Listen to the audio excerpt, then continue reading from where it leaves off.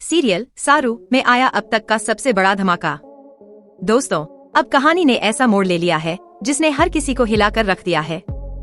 जहां एक तरफ घर में सरू और वेद की शादी का सच सबके सामने आ चुका है, वहीं दूसरी तरफ अनिका ने कर दिया है वो काम जिसकी किसी ने कल्पना भी नहीं की थी।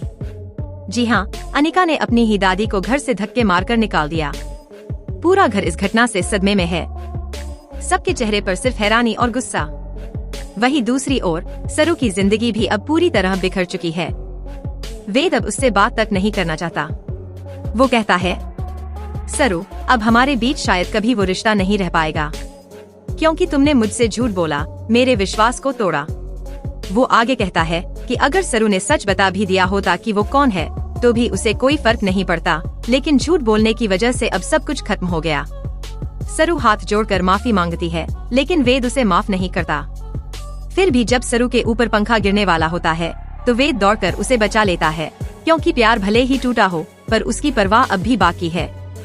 लेकिन असली तूफान आता है अनिका की हरकत से। वो पूरे घर पर कब्जा कर लेती है, किचन में ताला, स्टोर रूम बंद, कमरों की बिजली काटती। वो चिल्ला चिल्ला कर कहती है, अब इस घर में वही रहेगा जिसे मैं पसंद करती हूँ, बाकी सब निकलो यहाँ से।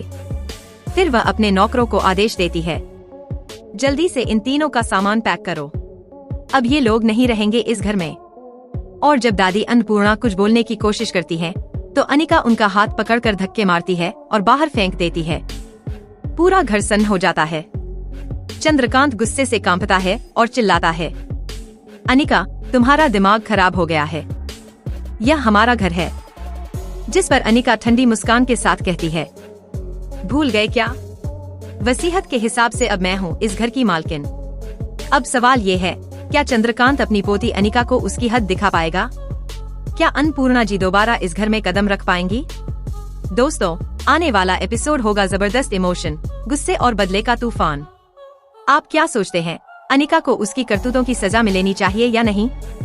कमेंट में जरूर बताएं, क्योंकि अनुपमा की कहानी अब पहुंच चुकी है अपने सबसे आग उगलते मोड़ पर।